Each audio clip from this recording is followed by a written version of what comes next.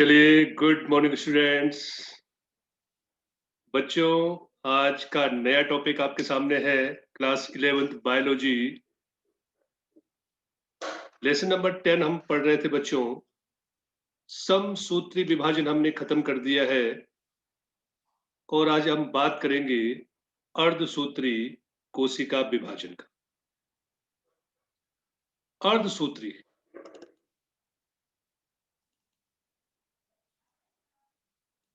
बच्चों, नाम से आपको पता चल जाएगा कि अर्धसूत्री विभाजन अर्थात क्या। कोशिका विभाजन का एक ऐसा प्रकार जिसमें गुणसूत्रों की संख्या संतति कोशिकाओं में मातृक कोशिका की अपेक्षा आधी हो जाती है। जैसे बच्चों, अगर आप देखें, मान लीजिए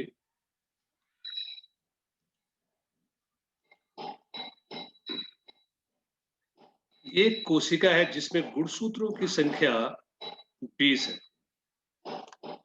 ये एक पेरेंटल सेल है, एक मातृक कोशिका है जिसमें क्या होना है बच्चों, विभाजन होना है। एक मातृक कोशिका है, ठीक है।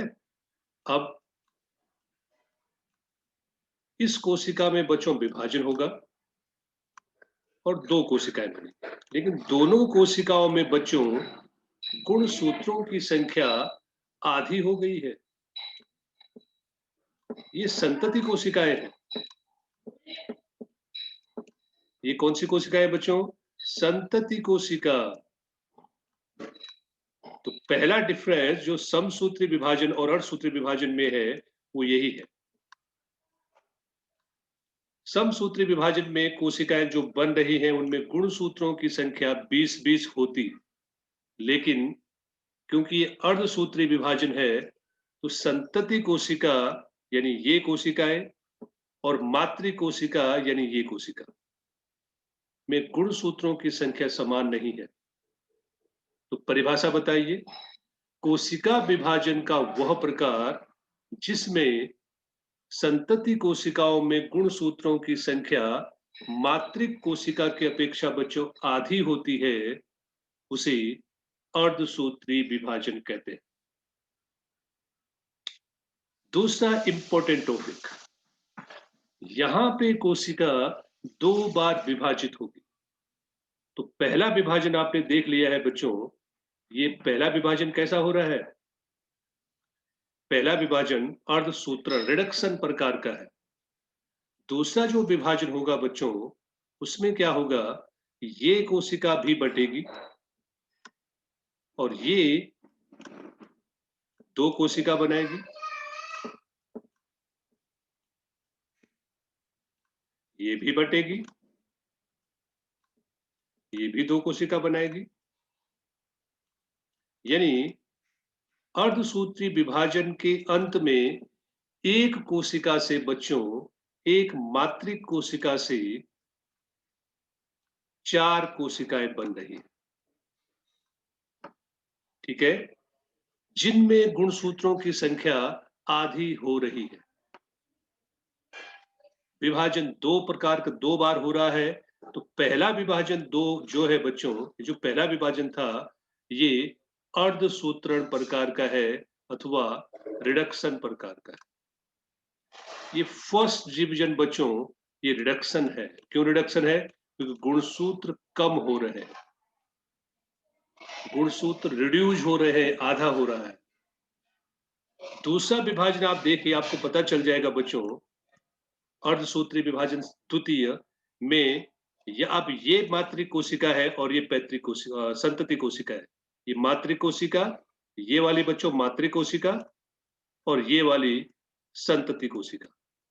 अब इसके लिए ये मातृ कोशिका है, तो दोनों में गुणसूत्रों की संख्या समान है। तो बच्चों ये विभाजन कैसा होगा? ये माइटोसिस प्रकार का अथवा समसूत्रण प्रकार का होगा। ये इक्वेटोरियल डिवीजन है। यहाँ पे गुणसूत्रों की संख्या दोनों में समान है। यहाँ पे गुणसूत्र बच्चों आधे हो गए थे।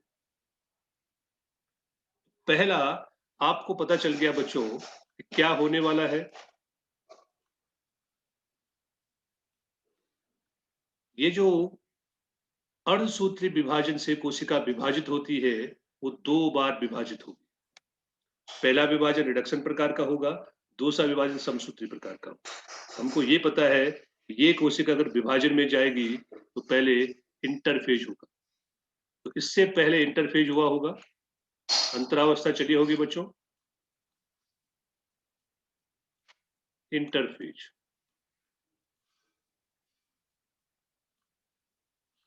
ठीक है, इसके बाद भी इंटरफेज आएगा, इसे इंटरकाइनेसिस, इसको अब इंटरफेज नहीं, यहां पे अब ये कोशिका विभाजित हो गई। अब विभाजित होने से पहले अपने आप को विभाजन के लिए तैयार करेगी, इसे बच्चों इंटरकाइनेसिस कहेंगे। ये आपको याद रखना है। तो कोशिका 2 बार विभाजित हुई, लेकिन डीएनए का जो प्रतिकृति है, डीएनए का डुप्लीकेशन बच्चों 1 बार होगा, इतना याद रखना है। पहले समसूत्री अर्धसूत्री में अंतर समझ लीजिए, परिभाषा आपने देख ली है। दूसरा, वहां पे कोशिका केवल 1 बार विभाजित होगी, अथवा डीएनए का रेप्लिकेशन भी 1 बार होगा, डीएनए 1 बार डबल होगा। यहाँ पे एक कोशिका 2 बार विभाजित होगी, लेकिन डीएनए की जो प्रतिकृति है बच्चों, वो केवल 1 ही बार होगा। डीएनए रेप्लिकेशन केवल 1 बार करेगा, विभाजन 2 बार होगा, लेकिन रेप्लिकेशन केवल 1 बार होगा। कोशिका में जो पहला विभाजन होगा, वो अर्धसूत्रण प्रकार का है, इसे मेयोसिस फर्स्ट कहते हैं। और दूसरा जो विभाजन है, वो समसूत्रण प्रकार का है, जो कि हम पढ़ चुके हैं, इसे मेयोसिस सेकेंड कहेंगे। ठीक है बच्चों, अब इसकी अवस्थाएं बच्चों देख लेते हैं।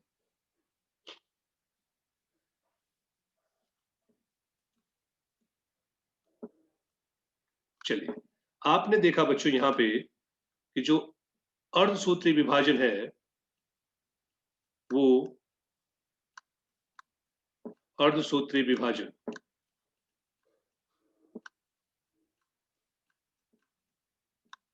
में 2 विभाजन होंगे। कोशिका 2 बार विभाजित होगी, साइटोकाइनेसिस 2 बार होगा, लेकिन जो डीएनए का प्रतिकृति है बच्चों, डीएनए का रेप्लिकेशन है, वो केवल 1 बार होगा। तो अर्धसूत्री विभाजन फर्स्ट, इसे बच्चों आप कहोगे मेयोसिस फर्स्ट, या अर्धसूत्री विभाजन फर्स्ट लिख सकते हो आप लोग, क्योंकि अर्धसूत्री को मेयोसिस कहते हैं, तो ये है मेयोसिस फर्स्ट। पहले आपको चार्ट अच्छी तरह समझ लेना है बच्चों। दूसरा है मेयोसिस सेकेंड, जो कि हम पढ़ चुके हैं। मेयोसिस सेकेंड अर्थात समसूत्री विभाजन, ये रिडक्शन डिवीजन है, आपको बता दिया है। यहां पे मेयोसिस सेकेंड फर्स्ट को बच्चों आपको 5 भागों में बांटना है। पहले 4 भाग इसके बना लेते हैं। मेयोसिस फर्स्ट जैसे पहला था प्रोफेज फर्स्ट, पूर्वावस्था फर्स्ट है बच्चों,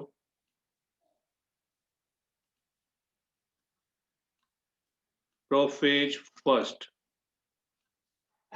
उसके बाद क्या होगा, सेकंड वही है मेटाफेज फर्स्ट, जो वहां पे पड़ी अवस्था है वही है मेटाफेज फर्स्ट। फिर एनाफेज फर्स्ट, और लास्ट में बच्चों टीलोफेज फर्स्ट। यहां पे भी वही 4 अवस्थाएं आएगी। कौन कौन सी, प्रोफेज सेकेंड, फिर metaphase second, anaphase second, telophase second, और यहां पे इन दोनों के बीच आएगा इंटरकाइनेसिस।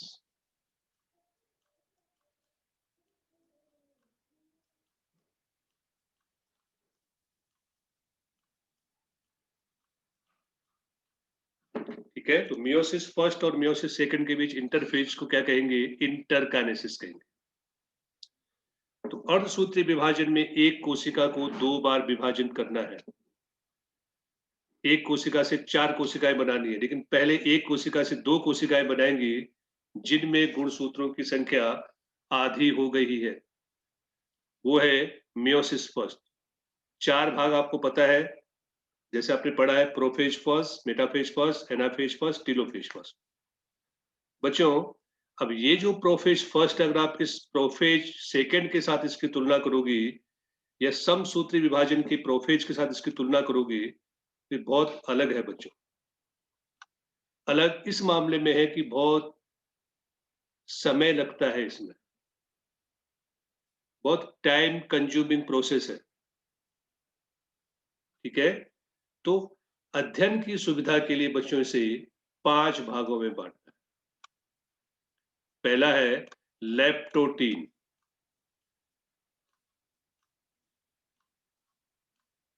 पहली अवस्था को बोलेंगे बच्चों, पहली उप अवस्था को बोलेंगे लेप्टोटीन। दूसरा है, इसे तनुपट अवस्था भी कहते हैं बच्चों, है। दूसरा है जायगोटीन। ये जितने नाम है बच्चों, ये सब ग्रीक वर्ड से आए हैं। जायगोटीन। तीसरा है पैकिटीन।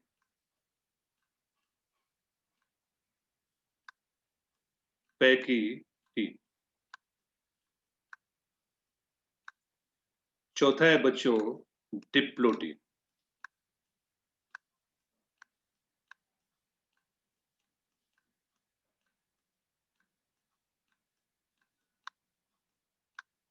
और पांचवा है डायकाइनेसिस। तो अध्ययन की सुविधा के लिए बच्चों हमने इसे कितने भागों में?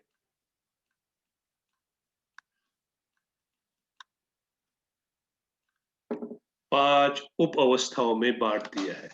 लेप्टोटीन अथवा तनुपट अवस्था। दूसरा है जाइगोटीन अथवा युग्मपट अवस्था। ठीक है। तीसरा है बच्चों स्थूलपट अवस्था। स्थूलपट। ठीक। चौथा है द्विपट अवस्था। तो तनुपट, इसको लिखना हो तो लिख देते हैं, लेकिन आपको इंग्लिश में ही बच्चों याद करना है इसको। तनुपट अवस्था, अवस्था लिख देना बच्चों।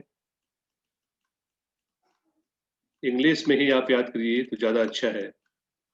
पेपर अगर हिंदी इंग्लिश में है तो आप इंग्लिश को देख सकते हैं। जाइगोटीन युग्मपट, युग्मपट अवस्था। पैकिटीन स्थूलपट अवस्था।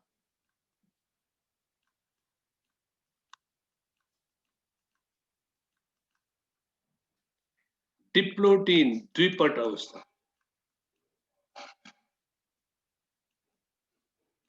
द्विपट अवस्था। डायकाइनेसिस बच्चों पारगतिक्रम। पारगतिक्रम।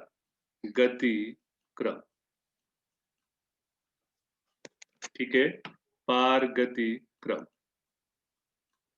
5 अवस्थाएं बच्चों प्रोफेज फर्स्ट की। काफी जटिल अवस्था है समसूत्री विभाजन के प्रोफेज। तो समसूत्री विभाजन की पूर्वावस्था थी, उसकी तुलना में ये काफी जटिल अवस्था है, बहुत समय लेने वाली अवस्था है। इसलिए अध्ययन की सुविधा के लिए इसको 5 उप अवस्थाओं में बांटा गया है। तो पहले तो ये अवस्थाएं आपको याद करनी है।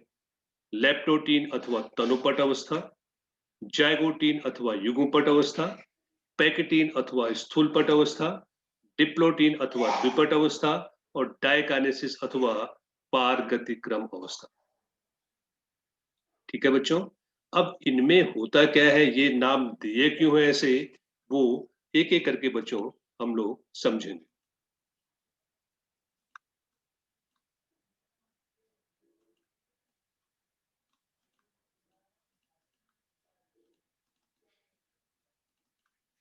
तो पहला है बच्चों, कौन सी अवस्था?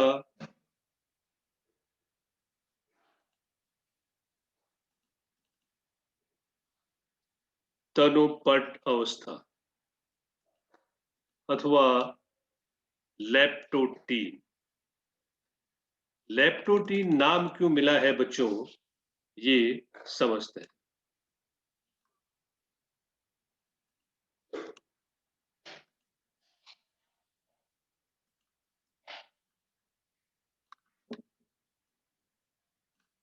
चलिए,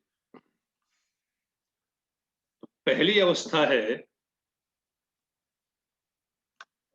लेप्टोटीन। अच्छा, एक और चीज बच्चों, ये जो अर्धसूत्री विभाजन है, ये कहाँ होता है? अर्धसूत्री विभाजन बच्चों लैंगिक प्रजनन करने वाली कोशिकाओं में होता है। अर्थात जब युग्मकों का निर्माण होता है बच्चों, गैमीट बनते हैं, तो उस समय क्या होगा? अर्धसूत्री विभाजन होगा। जो द्विगुणित कोशिकाएं हैं, उनमें अर्धसूत्री विभाजन द्वारा अगुणित युग्मकों का निर्माण होगा, गैमीट का निर्माण होगा, और निषेचन के द्वारा नर युग्मक जब मादा युग्मक के साथ जुड़ेगा, तो वापस द्विगुणित अवस्था स्थापित हो जाती है। पीढ़ी दर पीढ़ी बच्चों, जो लैंगिक प्रजनन करने वाले सजीव हैं, उनमें पीढ़ी दर पीढ़ी गुणसूत्रों की संख्या अचल बनी रहे, इसलिए अर्धसूत्री विभाजन आवश्यक है। नहीं तो क्या होगा कि अगर अर्धसूत्री विभाजन नहीं होता, तो हर पीढ़ी में बच्चों गुणसूत्रों की संख्या दुगुनी होती जाती, और केंद्रक में गुणसूत्र पूरे पैक हो जाते, कोशिका में पैक हो जाते। लेकिन ऐसा नहीं होता है बच्चों। क्यों नहीं होता है ऐसा? क्योंकि युग्मक बनते समय जब भी नर युग्मक बनेगा, तो अर्धसूत्री विभाजन होगा। जब भी मादा युग्मक बनेगा, तो अर्धसूत्री विभाजन होगा। और दोनों युग्मक आपस में जुड़ेंगे निषेचन के द्वारा, फर्टिलाइजेशन के द्वारा बच्चों, और उसके बाद क्या होगा? जो जायगोट बनेगा, उसमें वापस गुणसूत्रों की संख्या उतनी ही हो जाएगी जितने उनके पैतृक में। ठीक है, तो कहाँ होता है ये अर्धसूत्री विभाजन? कहाँ होगा बच्चों? लैंगिक प्रजनन करने वाली जो कोशिकाएं हैं, उसमें होती। अब लेप्टोटीन में क्या होता है, नाम क्यों मिला है लेप्टोटीन? तो बच्चों, लेप्टोन एक ग्रीक वर्ड है। लेप्टोन क्या है? एक ग्रीक वर्ड है,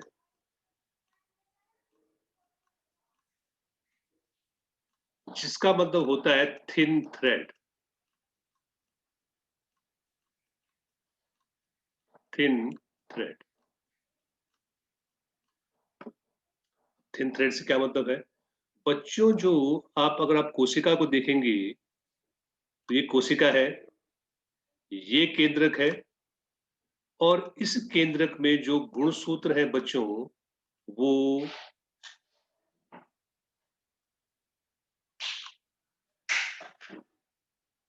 इस तरह से पतले तंतुओं की तरह, पतले धागे की तरह।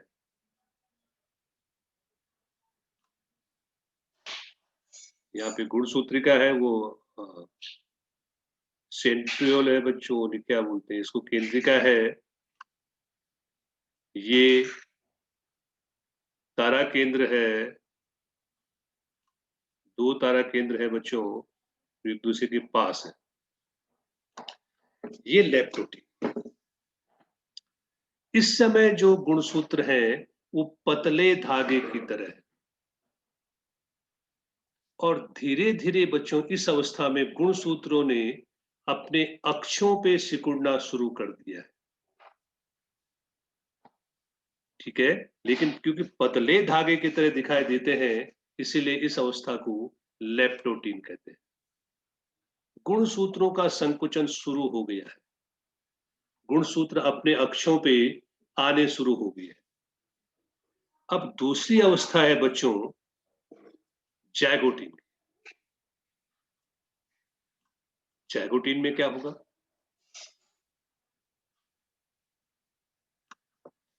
जैगोटीन में बच्चों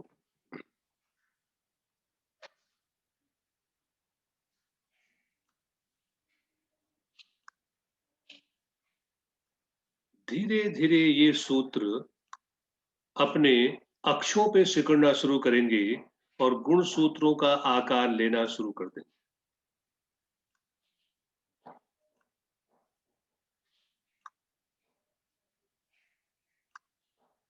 ठीक है। इस समय जो गुणसूत्र है बच्चों वो समजात जोड़ी बना लेते हैं। अर्थात एक जोड़ी के दोनों गुणसूत्र एक साथ आ जाते हैं। जैसे मनुष्य की बात करें तो मनुष्य में एक आपकी कोई भी कोशिका ले लो, उसमें 23 जोड़ी गुणसूत्र होंगे। 23 जोड़ी का मतलब पहली जोड़ी में एक गुणसूत्र, पहली जोड़ी के जो दोनों गुणसूत्र हैं वो बिल्कुल एक जैसे होंगे। उनकी संरचना एक जैसी होगी, उनका आकार एक जैसा होगा, उन पे जीनों के लगने का क्रम भी एक जैसा होगा। क्योंकि एक गुणसूत्र मदर से आया है पहली जोड़ी का और एक गुणसूत्र फादर से आया है पहली जोड़ी का। तो इस समय पहली जोड़ी का एक गुणसूत्र जो मदर से आया है, पहली जोड़ी का दूसरा गुणसूत्र जो फादर से आया था, वो जोड़े बनाएंगे यहाँ। क्योंकि जोड़े बनाते हैं बच्चों, इसलिए इसे जायगोटीन कहते हैं। ये दूसरी अवस्था है जायगोटीन। ये भी एक ग्रीक वर्ड है। अच्छे से जायगोनेमा, लेप्टोनेमा भी कहते हैं, टीन या लेमा आप जो मर्जी बोल सकते हो।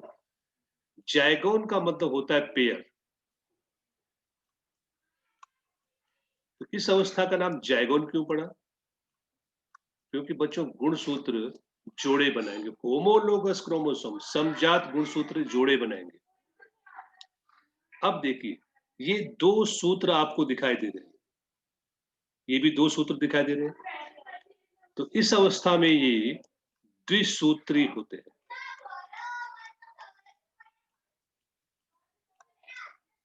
दिखते द्विसूत्री है, लेकिन हमको पता है बच्चों कि एक गुणसूत्र में दो अर्ध गुणसूत्र होते हैं। लेकिन क्योंकि गुणसूत्रों ने अपना आकार ग्रहण नहीं किया है, तो इसलिए केवल ये ऐसे दिखाई दे रहे हैं। केवल दो लाइन आपको दिखाई दे रही है द्विसूत्री है। ये एक, दो, तीन, चार है, ये चार सूत्री। लेकिन इस अवस्था में ये द्विसूत्री दिख रहे हैं। तो ये अवस्था है जायगोटीन की। ठीक है। युग्मपट अवस्था, पहले से तनुपट अवस्था, तंतुओं जैसे दिखाई देते हैं। युग्मपट, क्योंकि युग्म हो, युग्म मतलब जोड़े, समजात गुणसूत्र युग्मन कर रहे हैं, जोड़े बना रहे हैं, इसलिए इस अवस्था को बच्चों क्या कहेंगे? इस अवस्था को जैगोटीन अथवा युग्मपट अवस्था कहेंगे। तीसरी जो उपावस्था है बच्चों, वो इंटरेस्टिंग है।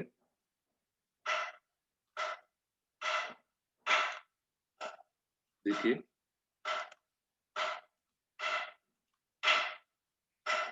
ये है पैकेटिन अवस्था। अब पैकेटिन में बच्चों क्या होता है वो समझ लेते हैं। पैकेटिन में गुणसूत्रों का युग्मन पूरा हो जाता है। अर्थात गुणसूत्र अपना आकार ले लेते हैं। तो क्या होगा? जो यहाँ पे दो सूत्री दिखाई दे रहा था, अब वो यहाँ पे बच्चों चार सूत्री हो जाएंगे। यानी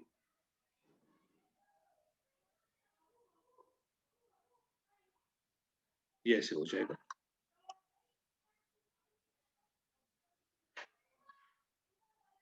ये पहली जोड़ी, चार सूत्र।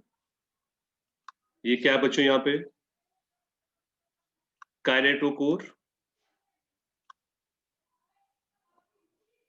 ये दूसरी जोड़ी जो मैंने ऊपर बनाई थी,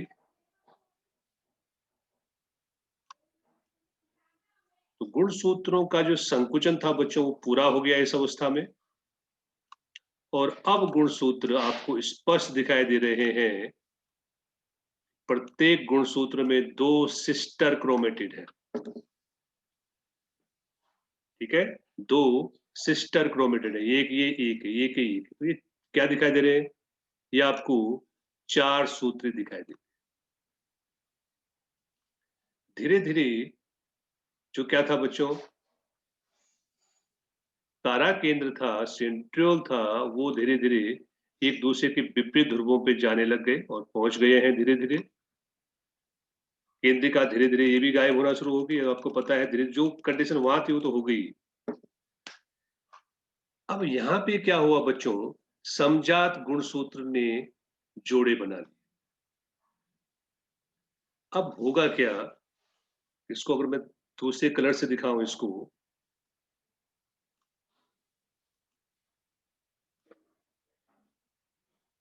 समजात गुणसूत्र का एक जोड़ा मैंने रेड कलर से दिखाया और एक जोड़ा मैंने, एक गुणसूत्र मैंने रेड से दिखाया और एक ब्लू से दिखाया। यहाँ पे भी मैं ऐसा कर लेता हूँ, तो आपको समझ में आएगा बच्चों की कहानी क्या है। ठीक है, अब देखिए, अब यहाँ होता क्या है बच्चों, ये जो गुणसूत्र के ये जो दो, देखिए इसका, इस गुणसूत्र का ये अर्ध गुणसूत्र और इस गुणसूत्र का ये अर्ध गुणसूत्र, ये एक दूसरे के ऊपर क्रॉस कर जाते हैं। इसे क्रॉसिंग ओवर कहते हैं। इस तरह से, कुछ इस तरह से आप देखिए बच्चों,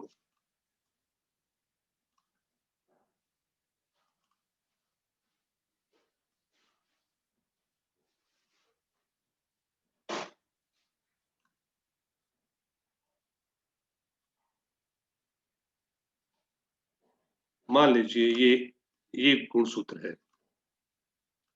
इन दोनों को सिस्टर क्रोमेटिड कहते हैं, याद रखना।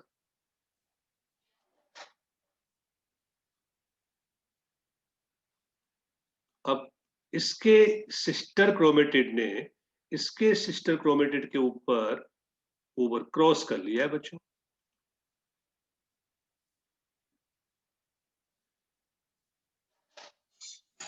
ये हो गई है क्रॉसिंग ओवर। यहां से आप देखिए कि इसने इसको यहां से क्रॉस कर लिया, इसने यहां से इसको क्रॉस कर लिया। तो ये है नॉन सिस्टर क्रोमेटिड के बीच क्या होगा, क्रॉसिंग ओवर होगा। ठीक है, क्या होगा बच्चों, यहाँ पे क्रॉसिंग ओवर होता है। और यहाँ पे क्रॉसिंग ओवर जहां जहां होता है बच्चों, वहां पर आपको क्या दिखाई देता है, पुनर्योजन ग्रंथिकाएं। ये पुनर्योजन ग्रंथिकाएं आपको यहाँ पे दिखाई दे जाती। ठीक है, अब दो समजात गुणसूत्रों के बीच आनुवांशिक पदार्थों का आदान प्रदान होगा। वो कैसे होगा, अभी नहीं होगा। होगा क्या बच्चों, ये किस अवस्था का खेल था, ये पैकेटीन अवस्था में हो रहा था। इसके बाद की जो अवस्था है डिप्लोटीन, डिप्लोटीन में बच्चों क्या होगा कि जो समजात गुणसूत्र थे वो एक दूसरे से दूर जाना शुरू करेंगे। ये इधर खिसकेगा और ये इधर खिसकेगा। यहाँ पे इससे होगा क्या बच्चों, ये जो जहां पे ये जुड़े हुए हैं यहां से अलग नहीं हो पाएंगे और ये कुछ ऐसी रचना बन जाएगी।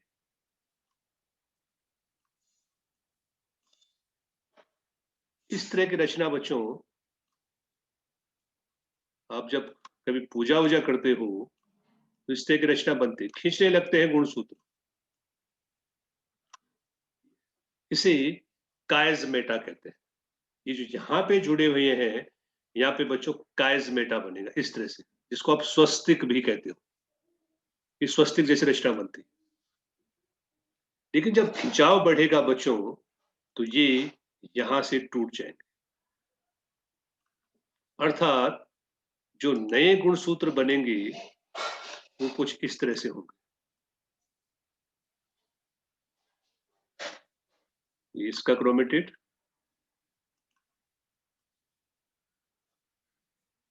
लेकिन इसने क्या किया आपको पता है, इसका जो टुकड़ा था उस वाले का इसके पास आ गया। उस टुकड़े के साथ जो भी डीएनए होगा, जो भी आनुवांशिक द्रव्य होगा, इसका इसके पास चला जाएगा।